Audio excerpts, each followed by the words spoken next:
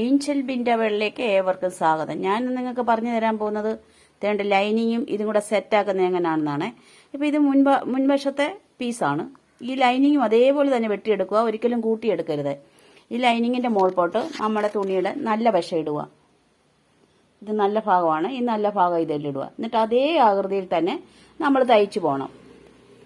ഒരിക്കലും ലൈനിങ് ഭാഗം കൂട്ടിയിടരുത്, കൂടുതൽ എടുക്കുകയും ചെയ്യരുത്. ഒരേപോലെ ആയിരിക്കണം എല്ലാ സൈഡും. ഉണ്ടോ? ഒരേപോലെ ആയിരിക്കണം. ഇനി നമുക്കിത് ഒരു പ്രാവശ്യം അടിച്ചു വരാം. ഇനി നമ്മൾ ചെയ്യേണ്ടത് ഇതിൽ ഓരോ ചെറിയ ചെറിയ വെട്ടിട്ട് കൊടുക്കാവേ.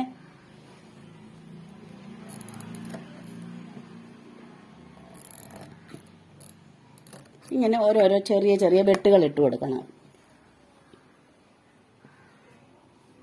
കണ്ടോ? ഇനി നമുക്കിത് തിരിച്ചിടാം. നമ്മളിത് തിരിച്ചിട്ടില്ലേ? തിരിച്ചിട്ടതിന് ശേഷം നമ്മൾ ഇതിന്റെ മുകളിൽ കൂടെ, ഈ നല്ല തുണിയുടെ മുകളിൽ കൂടെ ഒരു തയ്യൽ തയ്ക്കാം. ഇനി അഥവാ നമുക്ക് ചെറിയ പൈപ്പിംഗ് പോലും വേണമെന്നുണ്ടെങ്കിൽ, ഇത് മാച്ചിങ് തുണിയാണെങ്കിൽ, അടി കിടക്കുന്നത് മാച്ചിങ് തുണിയാണ്, കളർ വ്യത്യാസം ഉണ്ടെങ്കിൽ ചെയ്യരുത്. മാച്ചിങ് തുണിയാണെങ്കിൽ നമുക്ക് ചെറിയ ഒരു പൈപ്പിംഗ് പോലെ ആക്കിയിട്ട് അതിന്റെ മുകൾപോട്ട് നമുക്ക് ചെറുതായിട്ട് ഇങ്ങനെ അടിച്ചു കൊടുക്കാം. ഇങ്ങനെ.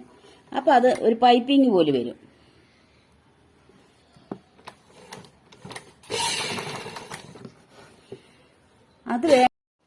അപ്പോൾ തന്നെ ഈ കഴുത്ത് നമ്മൾ റെഡിയാക്കി എടുത്തിട്ടുണ്ട്. ചെറിയൊരു പൈപ്പിംഗ് പോലെ തയ്ച്ചിട്ടുണ്ട്. ആ ലൈനിങ് തുണിയെ തന്നെയാണ് ഈ പൈപ്പിംഗ് കൊടുത്തിരിക്കുന്നത്. കണ്ടോ? ഇനി നമുക്ക് ഒന്നുകൂടെ സെറ്റാകാൻ വേണ്ടിയിട്ട് ഈ ഒരു 1/4 ഇഞ്ച് അകലത്തിൽ ഒരു തയ്യലൂടെ കൊടുക്കാം. അപ്പോൾ തന്നെ അതിൻ്റെ താഴെയായിട്ട് ഒരു തയ്യലൂടെ കൊടുത്തിട്ടുണ്ട്.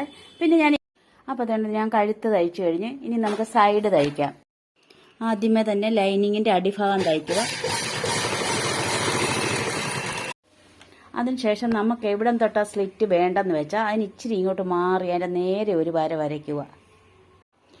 ഈ വര നമ്മൾ വരയ്ക്കാൻ പറഞ്ഞത് ഇവിടാണ് സ്ലിറ്റ്. നമ്മളിങ്ങനെ തയ്ച്ചു വരുമ്പോൾ ആ സ്ലിറ്റ് മറിഞ്ഞു പോകും, ആ വെട്ട്. അതിനാണ് ഇവിടെ ഒരു വര വരയ്ക്കാൻ പറഞ്ഞത്. എന്നിട്ട് നമ്മളിങ്ങനെ തയ്ച്ചു വരുമ്പോൾ ചിലപ്പോൾ തയ്യൽ ഇങ്ങനെ ഈ മടക്ക് ഇങ്ങനെ മോൾപോട്ടായി പോകും.